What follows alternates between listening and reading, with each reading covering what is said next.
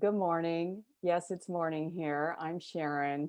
And I'm Julie. This is Jen Zoomer's Real Talk on just about anything. We are up early this morning because we are about to get on a call with someone out of the UK. Her name is Dr. Louise Pendry, and she functions in the world of academia. She is a doctor of psychology and a senior lecturer at the University of Exeter in the UK. She's also a researcher and a writer, and she's just recently published this children's book, Grandmas Can't Trampoline. I love the And name. it's so cute, isn't it? I'm reading it now. She writes something on the back cover that really pretty much sums up the objective of the book. And she wants to get the word out that it's okay to age and that all of us, whatever our age, have much to learn from each other. And we wholeheartedly agree with her. Supports what our message as well. And she's taken this subject into the classroom by creating an ageism seminar that she just completed this past semester. We thought turning the lens on this subject from a psychology perspective would be a fascinating topic to discuss. So welcome, Louise. Hi. Oh, you look beautiful. You look beautiful. Good afternoon. The silver sister, you. Yeah, that's it. This is a good light for your hair in this part of the house, so it's very useful. Yes, it is. You have a halo today. It's a halo. Yeah. We want to welcome you to our show. We're really excited to have you on the show, and thank you for joining us. And we're also very interested in this topic and how you wrapped it all into this ageism seminar. But before we dive into that, tell us a little bit more about yourself. Okay, well, obviously I'm based in the UK. I live in the southwest in a place called Devon, Exeter, and I'm an academic in a university at the University of Exeter. I've been there for a number of years, probably 25 this year, actually. I was looking at it the other day. So I haven't always been an academic. I did used to work in advertising before I did this. So I've had a life outside the sort of hallowed ground of academia, but which was good actually. And I think it's given me a perspective that has informed what I do in my work today, and it's helped me in all sorts of ways. But psychology is where my heart is, and I have focused on prejudice and stereotyping. My PhD was on stereotyping, and I've always stayed true to that general interest. I think it's true to say that I have mutated over the years and looked at different kinds of stereotyping, and more recently the ageism aspects, certainly. So that's my work side. I do research and teaching on social psychology, and in my final year I teach this new seminar on ageism. At home I have a partner, two daughters, one of whom is grown up at university now, and the other one is just 15 last week, and she's out with my partner at the moment. They're using the time on a Sunday afternoon to look after the horse which she has, so they're out of the house, and that's a big part of what we do at the moment. We're very much outdoorsy people. We live in the country. We do go lots of walks together, bird watching, that kind of thing. So very, very sort of easygoing, comfortable people. That's just who we are. It sounds like a nice life. Also, I'm intrigued. Your background was in advertising. That's been my career.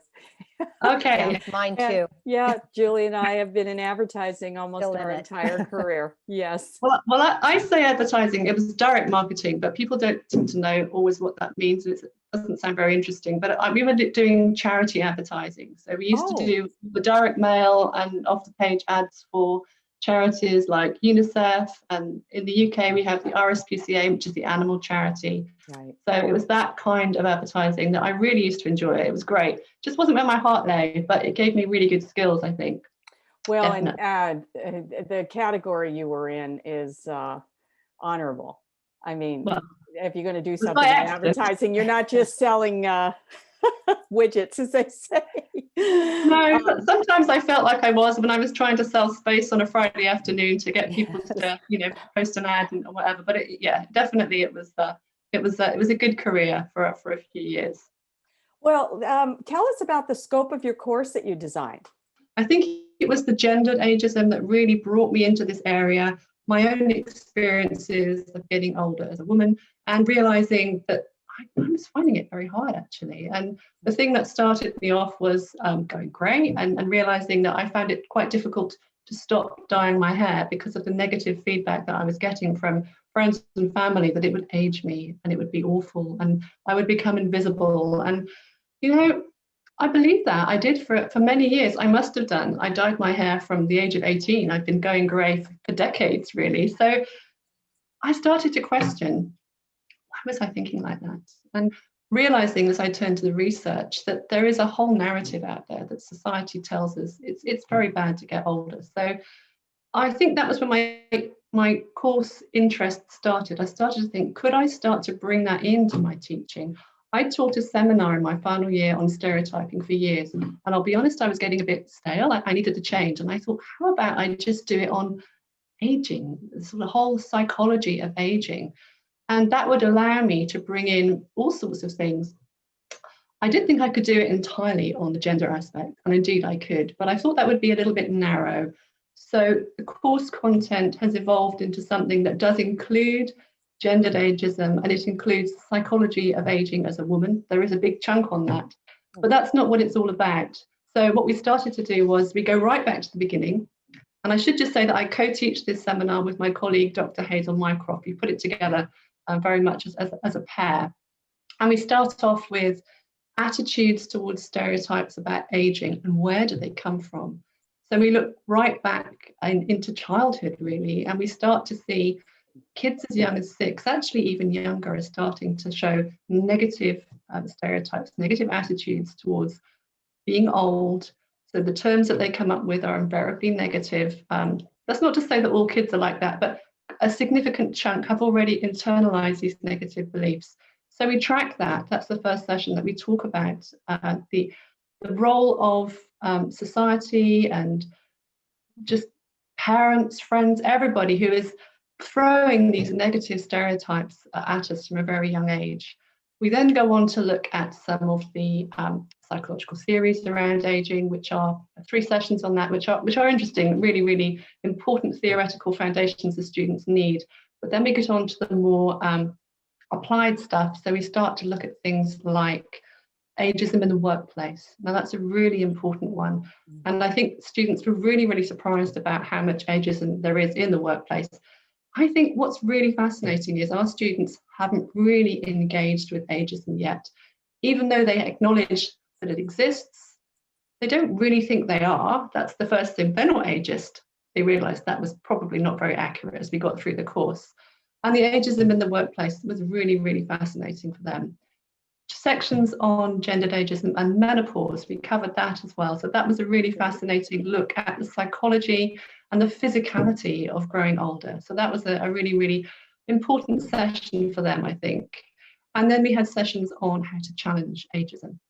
So we had 3 sessions on what they could do as an individual and the more societal level things that need to change for ageism to be eliminated. So that is, I think, broadly what we talked about. I should just say I'm very pro-age, but I'm also well aware that when I teach, I can't just be on a mission. I can't just be on a kind of biased trajectory to just make them all believe a certain thing. And I would hate for my students to ever think I was anything other than impartial. So I made a point of being balanced in the literature that we talked about and just made sure that we had a very, very fair reflection of the fact that it isn't all good about getting old. Let's be honest, you know, I'm pro-age, but I accept that for many people, including myself, there are issues that are not that easily got rid of. So trying to make a balanced course that covered these issues. I want to be in that class, okay?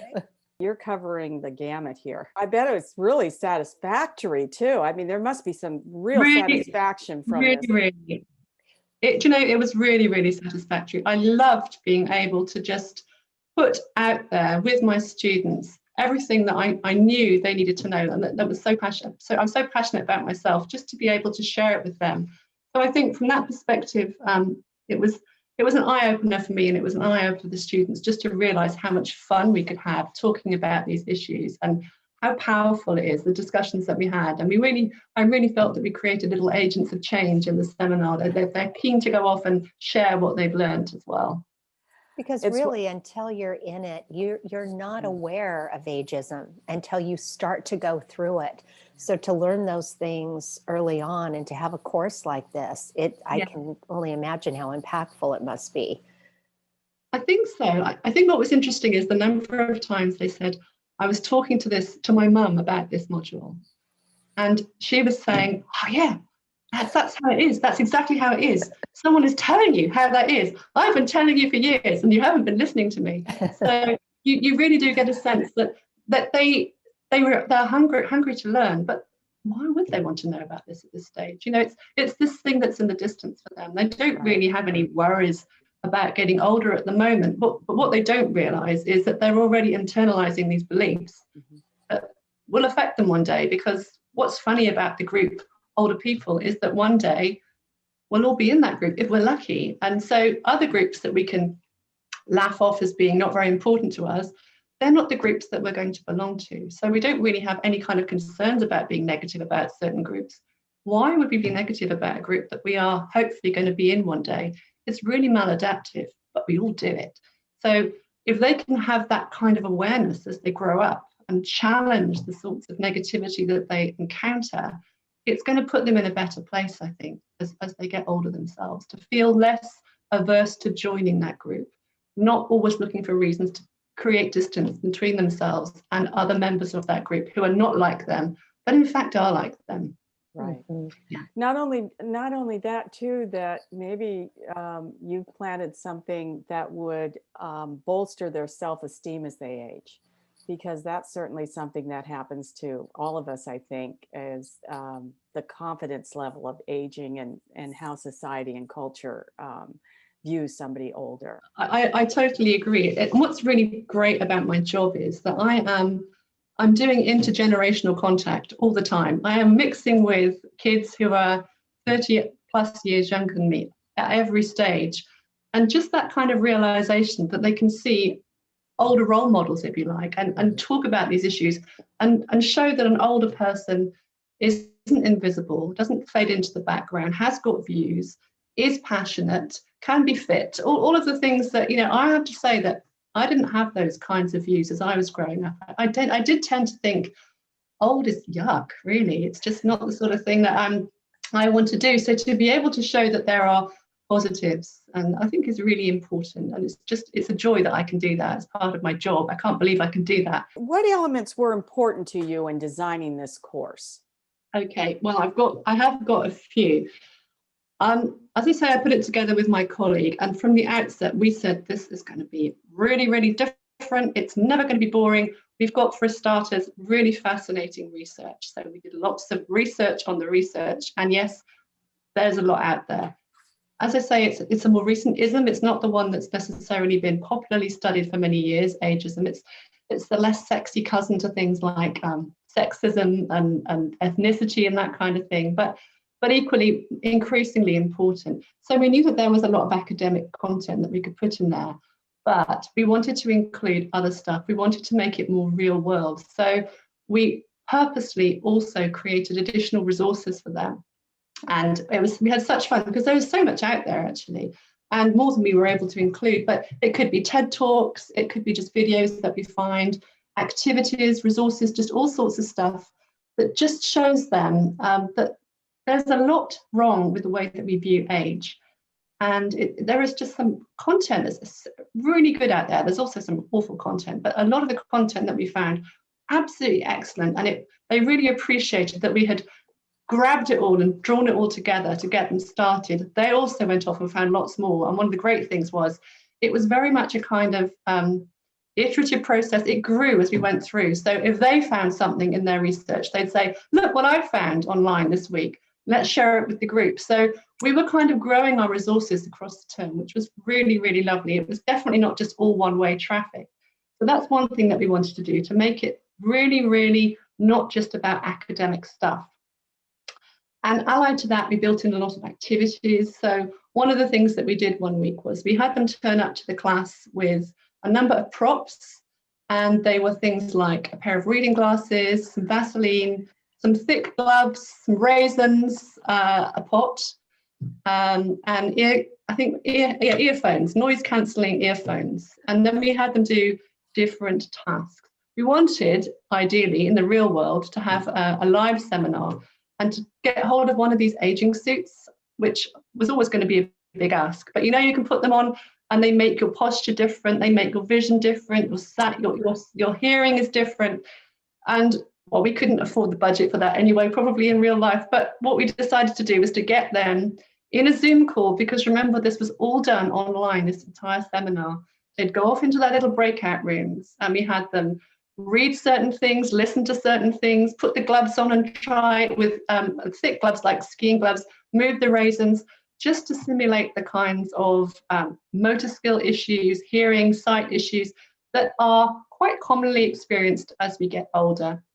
And then we use that as a sort of conduit to a discussion about whether these sorts of sort of experiential tasks, if they're helpful to sort of get you to think about what it feels like to be older. And so I think the class was split about whether this sort of simulated aging exercise worked, because it was quite aversive actually. And in a way, rather than fostering empathy, it made them think, oh my goodness, is that how it's going to be? Oh, I don't really know. So it was interesting. These sorts of things are not necessarily, they don't have a definite outcome, and very much the discussions that came out of these sorts of things were as bit as useful as the exercises themselves. So that was another thing that we wanted to do. And then finally, we were very lucky. I've got some good contacts and I was able to call in a few favours and get some experts in to talk in some of the sessions. So I don't know if you've heard of Carl Honoré, who wrote Bolder. It's a brilliant pro-age book that I think everybody should read. And it samples different kinds of settings, so the workplace, relationships, all sorts of things. Every chapter is different, and it's fascinating.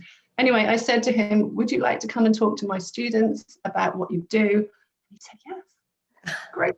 So we had him, and I was really, really excited about that. And he did a fantastic session with the students, really brought it to life, because he kind of does, I don't know what you call it. He travels around the world to write the book. He traveled around the world and sampled all these different things with a budget that I would love to have, just looking at all these different settings. And he spoke to the students about a place in the Netherlands, I think it was, where older people in a care home setting, young people choose to live there. And they live there alongside the older people, and they have to commit to so many hours a month interacting with them. So he contributed to the intergenerational contact sessions that we did, and just to see how their relationships evolved and how the friendships that came out of that exercise was so effective. So he talked about that and lots of other things. So it was really, really fascinating for the students. We also had a session with Kerry Wheeldon, who runs Fab After 50, which is a website. Right. I don't know if you've heard of Kerry. I do know that one. Okay, so she talked to the students about ageism in the workplace, because that's her speciality. She has been a recruitment specialist. She's done everything. She's so knowledgeable in this area. So we talked to the students about ageism in the workplace in terms of things that you might not realize. So the way that organizations brand themselves, the kind of language they use in job ads, that sort of thing. Things that may alienate without meaning to older sections of the workforce, the potential workforce. So we did some real practical exercises where students had to look at different organizations' websites and branding and see if they thought older people would like to be a part of that organization. And it was really fascinating to see the different perspectives that came out. And then, of course, we had sessions on menopause and aging, and Dr. Louise Wiseman, fantastic former doctor, GP, who has written a book on women and health after 40. She came and spoke to my students about menopause, and it was amazing. It was absolutely amazing session. It was really, really a real kind of girly bonding session. And I should say there were some guys in the class who also really did enjoy and contribute, but it's very, very gendered in terms of how many students who are male or female in psychology. It's around 80% in the UK who are female. So we did have a few, but they never felt left out. I think they did actually join in, if only to think about the experiences that the mum might be having, or partners, that kind of thing. I think it was useful, they said at the time. Wow. So those are some of the things that we did to just try and make it a little bit different, not too dry, not boring, And yeah, just giving them activities. So even every session that we delivered, we'd have different kinds of activities embedded in the session. So quizzes, that kind of thing. So yeah, it was great. I loved it. It was so nice to create it from scratch, having taught this other seminar, which over the years you tweak, you add, you take things away, you modify things. And then you just think, really, it needs a big overhaul. Whereas this one, it was just everything I ever wanted to do thrown into one seminar. Did you record all these sessions? Yeah, we did. We had to anyway, because we were in lockdown and the students weren't able to attend classes. We had to make sure that the sessions were accessible. We're not able to share them outside, unfortunately, but they were shared with the students. And yeah, they have those as a resource to look at, which is really helpful. Definitely. It's a wealth of information. Yeah, it is. It really is. They also have the intranet resource for the module itself, so they can always go and have a look. Each week has got a lot of reading, a lot of activities, a lot of videos and things for them to have a look at. So yeah, I think there is a lot. They could probably spend many hours doing our module. Well, I know you've touched on, some of the feedback, but we're just curious, what was the feedback that you received from the students, and did any of the feedback surprise you? Okay, we got lovely feedback, and we got it as we were going along, and we also got it at the end. So students were obviously a little bit thrown by the fact that we had to go online. So I just have to put that in the very beginning, and I think that was a concern for all of us, that we wouldn't be able to get it across in an online setting as well as we could in person. So that a surprise for us was that we clearly did, because the feedback was amazingly positive, and the students were just delighted with the content, with what we did. And so that was great. I think they said it had given them a complete new perspective on the topic, and that they hadn't really thought about it very much at that point. And they welcomed having more knowledge, because knowledge is power, and to be able to have these conversations with their family and their friends, and to just feel like they had ammunition to fight some of the things that they now were aware of. They'd come into the class and they'd say, do you know what I saw this week? And it would be something from the news that they hadn't really noticed before. And it was just really exciting to see them develop in their thinking and their understanding. So I just got a couple of comments from what they said, if I can read it out. I have loved learning about ageism and think that my attitudes towards older people will definitely be different in the future, thanks to you and this module. Seeing your passion for the module has inspired me to think about doing more with ageism and social psychology in the future. I've looked forward to every lecture and have gushed to my friends and family about how much I'm enjoying the content. So that's what they said. And I think that was just, I nearly burst into tears when I saw them, actually. It was just so great to see that it did seem to have struck a chord with them. It was brilliant. Well, it allows for deeper discussion with their loved ones as well. Yeah. To be able to talk with their family, and just to have a different perspective. It's a deeper conversation, a deeper understanding. It is, and it's such a relevant one as well. Did you find that the students held a unified perception of aging, or was it different by gender? So we didn't have enough guys in the group to really know this, because, scientifically there were only a few. I think university, what we did at the very beginning was we gave them an aging quiz. And it's a quiz that's designed to highlight common misconceptions that people might have. And by and large, the students got quite a lot wrong, I think, as I recall. So there was a certain sense in which they realised from the very beginning that although they didn't think they were particularly ageist, they kind of were a little bit. So, and I don't think there was a massive difference. They were kind of skewed a little bit towards that direction. So there were some findings that surprised them, that they really, I didn't realise. It was things like things to do with sex, for example, and older people, and could they have sex? Really? Can they do that? So, there were certain things that were quite interesting to bunk at a very early stage. And I think also that set the scene for just being very frank about these things as well. I think we had a very, very open atmosphere, and so that the students expressed that they were probably quite negative and they didn't feel uncomfortable about it. We made sure from the early sessions that we did that it was okay, because actually most people are ageist. So just understanding that. So do we get gender differences? That's a depressing statement, isn't it? Especially when you're in my age group, but it's what you project as well. It's how you project yourself at the age that you find yourself at, right? Definitely. So, and I'm glad this conversation has blown up. I'm such a big Instagram fan, as you are, and this is how I found you. But I'm glad it's blown up, and there's so many empowered people out there, in my case, women, that are trying to convey that aging has its own particular medicine. Yeah, definitely, absolutely. And I didn't believe that myself. So it's really nice to stand there and say, I too had these negative perceptions. I have not always had these positive views about getting older. Absolutely far from it. So, me too. Well, and even with our age group, as you're getting older, you can still have ageism about people in their 80s and 90s that are older than you. So it's still changing even as you're getting older.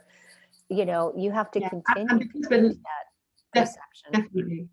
And as we are living longer, there are more generations ahead of us still. So that's becoming definitely an issue. There is still the opportunity to differentiate from those who are older than us. We are not at the end yet ourselves. So there's still another generation that we could kind of say, they're the really old ones. Yeah, they're really old. Yeah, exactly. I have a term for it. Well, I call them the ancients, but that's ageism, isn't it? It is. Ageism. So, bad girl. Sharon. Well, what information about the material had the most impact on the students, do you think? Okay, so I think every session there was something, but I'll just give you a couple of points. I think one I've mentioned, which is the research that was done on mindset. So there is a very famous researcher called Becca Levy, and she's devoted decades of her life to looking at aging, really, and ageism, and understanding how our mindset can affect everything about how we age, whether that's our cognitive function, our motor function, our psychological function, our well-being. And the most famous piece of work, I think, that she's known for, although she's got loads out there, is the research that was conducted that sampled a load of people in the 1970s maybe, and just canvassed their opinion on growing older and ageism and lots of other things as well. And decades later, revisited and found out how many of them had died, how many of them are still alive, and then looked at whether the attitudes that they'd expressed all those decades ago had in any way correlated with the age at which they died. And on average, this is a very, very simplistic summary, but on average, those who had the more positive attitudes towards getting older had lived on average over 7 years longer than those who didn't. And that was a very powerful statistic to show to the students. And it's just one that you can really tell. They look at it as if to say, it really does that? So that was a really, really good one. I think, as I mentioned, the session on ageism in the workplace, that was a real light bulb moment for them, realizing that it's not just about overt prejudice towards older people. It's sometimes about the very sort of covert, unintentional, the ways in which we communicate and speak about the organisation in a way that maybe alienates older people. And that's something that it gave them food for thought, that session. It made them think a lot more about just the way that adverts are worded, that maybe just presume that everybody can do the same things in terms of the recruitment process, when in fact some members of the application process may not be able to send in a video, for example, a video application. Those sorts of things may not always be accessible to everybody. The menopause sessions definitely were very, very impactful. We had a great session on that. And I think we really felt like a bonded group when we had that session, and just understanding how we could break taboos. And because the research on menopause, that was, again, something I could show them about mindset. We know that your mindset ahead of going into menopause can influence how you experience it. It is not entirely physical. So having an understanding of that, and again, a more positive attitude towards what is a natural process, can be quite helpful. I'm not saying it's the universal solution, but having a better attitude towards it, which is actually quite hard to see. The exercise that we did for that week before they came to the class, I said, find out what you can online about menopause. And they all came in and they said, oh my God, it's just terrible. The first thing you do when you put it into Google is like 34 symptoms of menopause, something like that. And then there's all of these like very, very attention grabbing headlines about, I lost my mind when I was menopausal. I killed my husband, or, you know, the real extremes. That's what creates the headlines. And so understanding that contributes in the same way as we talked about with ageism in general, to the kind of internalized negativity about menopause. So that was a really, really important session. And then I think the sessions that we had on challenging stereotypes were really, really helpful, because they started to see that they could be agents of change, that they could do things, small things, conversations that they might have, just getting involved a little bit more, taking advantage of intergenerational contact initiatives. They could do it. They could actually do that for themselves. And that was a really, really light bulb moment for them, which they just hadn't really thought about before. So that's some of the things that I think the students found impactful. What a powerful course. Mm-hmm. What were your takeaways from the course experience? Well, quite a few. I think I realized on a very personal level how much I love to teach what I love to teach. I think we teach mostly stuff that's interesting to us, but when it really is your passion, it's just fantastic. I just found the delivery of the material was just so much more positive and so much more well received, because I was just so into it. So I think that was a really useful one. I think I learned that my students are very receptive to information on this topic. Obviously they'd signed up for it. I should just say it was an optional module. They didn't have to take it. They chose to take it in their final year. They can have a lot more choice there. And I think what I realized is what I know from the research, it's never too early to start having these conversations. And so it was a really good point at which to go in and talk to the students about negative stereotypes, where they come from, and how to challenge them. And I think it's a privilege of my job. So yeah, I realized I have a very privileged role in my job to be able to do that. And then I think also I love being able to share my own experiences, although we are very, very scientific in what we do and we teach in a very, very academic way. It was obvious at certain points I was able to talk about some of my own experiences, some of the other writings that I've done outside of academia, which is really nice. I think what I found really helpful doing all of this is that it's introduced me to opportunities to engage outside of academia with a broad audience, like on Instagram, for example. So I think that was also a really, really important aspect of it as well, just being able to share my lived experience with students. That segues very nicely into your writing and talking about your children's book, which, by the way, you have it. I have it. It's adorable. I am halfway through. I love the character. Well, I love Jess, and I like Grandma, of course. In fact, and I feel love like I'm the title. Oh, yes. The title is brilliant. So no spoiler alert or anything in the back. They're getting ready for the fair. That's all I can say is they're getting ready for the fair. Okay. Yeah, I won't tell you anything. They've been horseback riding and horseback riding, yes. Yes. Anyway, in fact, I should read something real quickly before we get into the book, because I did dog ear it, because I said, okay, well, here's the crux of the book. Why make a book about gray-haired women, though?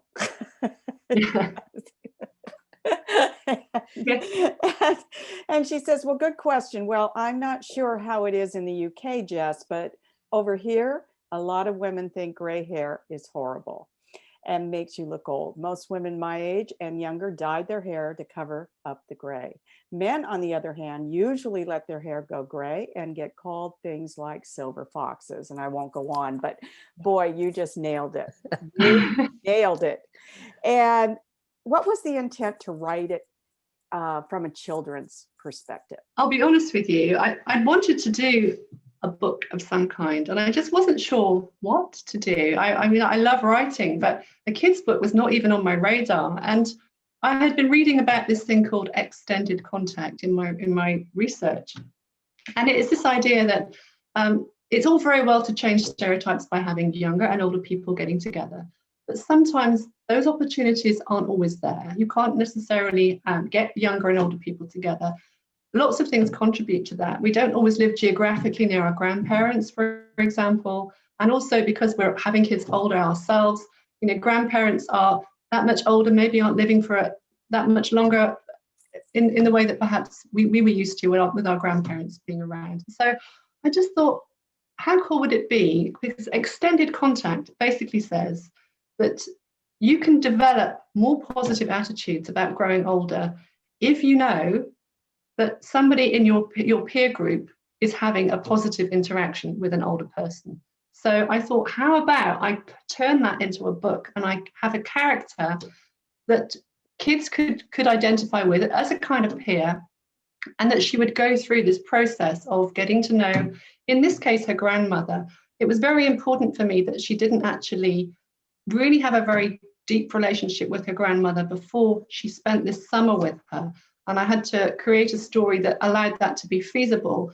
But she had a very negative distance understanding of her grandmother. Her grandmother was a little bit quirky, a bit embarrassing actually. And I think the idea of spending 6 weeks with her was abhorrent actually, and she wasn't very keen on it at all. And so what I thought was, how cool would it be to talk about it entirely from her perspective? So the entire book is written from the perspective of this little girl. She's 11, she's called Jess. And I also wrote it in the present tense primarily, so it's very immediate when you read it, is what she's thinking at that moment in time. And my sense of everything that I know about literature is that it's very powerful. You shouldn't overdo it, but I decided the present tense would be helpful here to get people to think, that's what she's feeling at that moment. How do I feel about that? Oh, she's got a point there.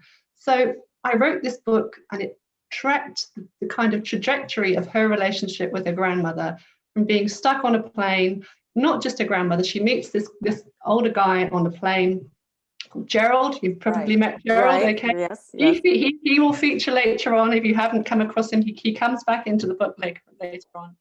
And at every stage, she meets people who don't necessarily disconfirm the stereotype of older people. I think what I tried to show was characters who could be more diverse. They weren't necessarily, even grandma herself, who's quite quirky, you might think not very stereotypically old in some ways, but there are aspects of her character as you go through that you see are more traditionally stereotypically old. So you can be anything as you get older. So I was able to play around with the content. I was able to play around with the emotional responses of Jess across the book. The relationship with her grandma across the book was the real thing that I wanted to develop, I guess.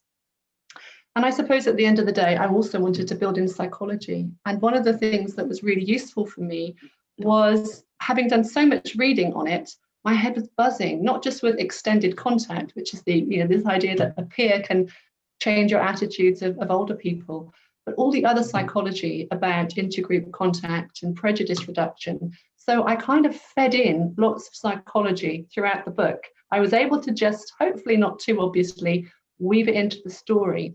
And actually what's interesting is, because of that, I decided to offer my students the opportunity to do an assignment on my book as part of the module. So what they had to do was, you can do this afterwards if you want to, okay? You've read the book, you can do this. The first thing they had to do was, the first half, they had to write about what is the psychology in the book. Find the different theories, find the different approaches. What was I trying to do when I said X or Y? So it was very open. I didn't expect them to find everything. They only had a certain amount of words. So they just had to pick out some of the themes that they thought linked with psychological theory. So that was the first part. The second part was, imagine that you are advising a teacher who's going to be using this book in class to talk about ageism with kids who are like 10 years old. Design some materials to go along with the book to help the teacher have these conversations about the book in class. So they were absolutely astonishing. I have to say, the quality of what they did was off the scale. It was amazing. The book allowed me to inform my teaching, if you like, and it kind of synchronized really well with the module. And so the students who chose to do it, I think, really enjoyed it. They found it was a very helpful, like a primer of psychology and aging, actually, because there was stuff in there that allowed them to link to parts of the course, but in a very, very basic way, because obviously it's written for a very young audience. the feedback I've had is that it does seem to hit a chord, not just with kids. In fact, probably not mainly with kids. Mainly, I gave it to women our age to read it, and they were all saying, yes, yes, I really get this. Also, parents having these conversations with kids have said to me that, actually, we've had conversations after we've read this book with our kids thinking, yeah, actually, I actually do think that. That's not the great way to think, is it? So lots of different kinds of audiences, not just the kids, I think. I have to tell you, Louise, I think both Julie and I have a different perspective on aging after this discussion. Yeah. Okay. I've learned a few things about myself as well that say, oh yeah, it's time to correct a little bit of that attitude and make that attitude shift, as much as you're a huge advocate of pro-age. Yeah. I think the first step for anybody who's aging is to speak openly about it. Yeah, have conversations. Yes, and to speak intergenerationally. Yeah. Because I have friends that are in their 30s, and I'm not afraid to show them that, okay, well, I'm aging. I choose to go natural with my aging. And sometimes, look, I don't think it's such a pretty picture either, but I'm grateful to be this age. It becomes gratitude in so many ways. It really does. And I think quite a lot of my students now follow me on Instagram. I haven't posted so much lately, but when I can, I love to post, because I think to be able to see that, as you get older, it's not all positive really. There are aspects of it, but by and large, they're quite trivial things to worry about. We obsess about these things so much.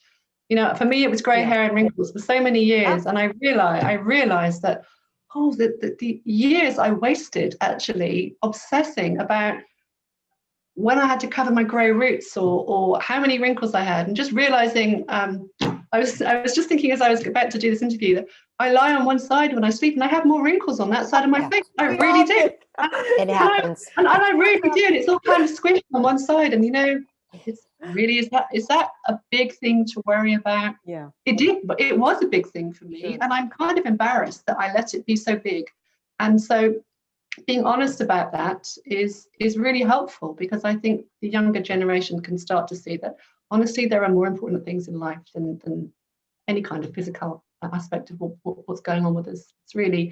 It's inconsequential, especially at the moment, compared to what we're dealing with at the moment. So yeah, I think being honest, being open about the good and the bad is the best way forward. Gosh, this has been such a pleasure, Louise. Thank you. It really Thank you for joining us. What a wealth of information. I've loved it. I love talking about this topic. So it shows. It definitely not a hardship. So, you beam it. You beam it.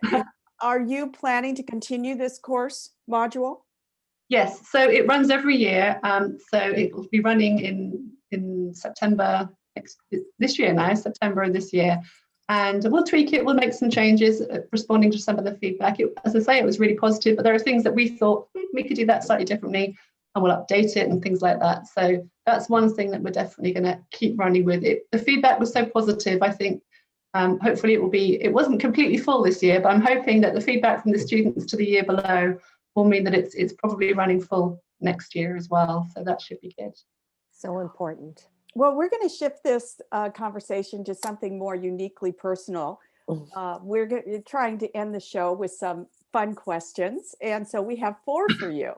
So Question 1, what makes you smile? What makes me smile? I'm very rooted in my family at the moment, especially.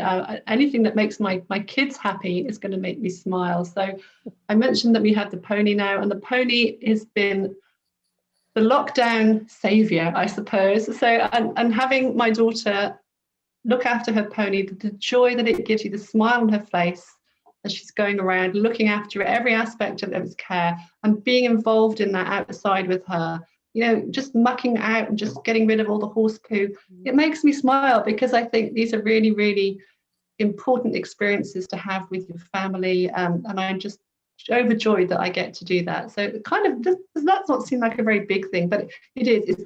It's anything to do with my family. And at the moment, an example of that would just be having this little project, the horse, that gives her joy. And she's not found lockdown easy. So, it's it's been a great timing for it as well. It must be wonderful for her to be able to focus her energy on something outside herself, and especially an animal like a horse.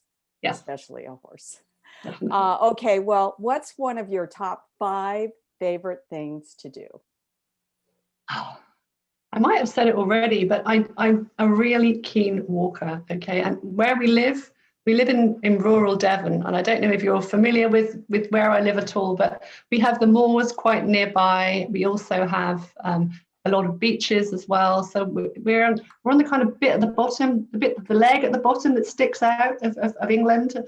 And we've got coastline, we've got moors to look at, and it's really, really pretty, very picturesque, very rugged, quite wild at certain times. And I think what I've really realized is it doesn't have to be a bright sunny day to really enjoy the outdoors. And I really, really think one of my favorite things is to just go out, whatever the weather, and just experience nature. And it could be wind could be howling, the rain could be lashing in my face. And I think years ago I would have said, right, that's it, not going to get me outside. But now I just get out there, and it's just really powerful, and I love it. And because it's something that we can do as a family as well, we all enjoy it. It allows me also to bore my family rigid, because I'm a really keen bird watcher. And so I will constantly be saying, oh, look, there's a so-and-so, look, there's a so-and-so. What's that noise? Can you tell what it is? So it's something that we can just all do together. And yeah, it's just my very favorite thing to do. The birds have a centering effect on you. Birdsong has such a centering effect on you. It does on me. Found it hard to identify birds, but now, thanks to technology, there are apps, and you can just listen to what the birds sound like. And there's even one that you can just record the bird when you're out, and it will say, that's a so-and-so. Oh, wow. I can never remember what it sounds like when I get back. So yeah, it's great. I love it. Well, what are you currently reading? What am I currently reading? So I'm reading a book called Suite Française, which I think was a movie a few years ago, and it's a World War II setting, and I don't know if you know it, but it's I think it was essentially going to be 5 novels, but only 2 were written, and they were only 2 of them written because the woman who wrote them ended up going to a concentration camp, unfortunately, and being put to death. So it's not a very cheery book in a way, but it's a very, very interesting insight into life in rural France and Paris as well, in the 1940s in occupied France. So that's what I'm reading at the moment, and I'm just enjoying. I do enjoy history, I suppose, and so any kind of work of fiction or non-fiction that's set in the past is going to be something that draws me. And this is not. It is a work of fiction, but it's based on her historical own experience. Right. Yeah, definitely, and it's really powerful. So that's a really good one. That's what I'm reading at the moment. Okay. Well, if you were a piece of clothing, what piece of clothing would you be? Okay, so I asked my daughter this, and she said, "I think you'd be a scarf." And I said, "Why?" She just said, "Well, you would." And I don't know why, but anyway, that's not what I think. I was trying to think, what would I be? And I think it would have to be something that reflects what I think I am, or I try to be, and so kind of comfortable, not fussy or pretentious, very relaxed. So the best I could come up with was a pair of joggers, which I think you would say sweatpants. Is that what you say? I don't know. Something like that. And I have to say, I wear them an awful lot right now. So I have put proper trousers on for this interview, but most of the time I'm wearing those sweatpants at home. So yeah, I think that's probably who I am. But they really do kind of do the job in a very, very unobtrusive way. I think that's who I would be. Well, Louise, we want to thank you again. Thank you for asking me. It's been so much fun. What a pleasure. Thank you. All right. Bye-bye. Bye. Okay.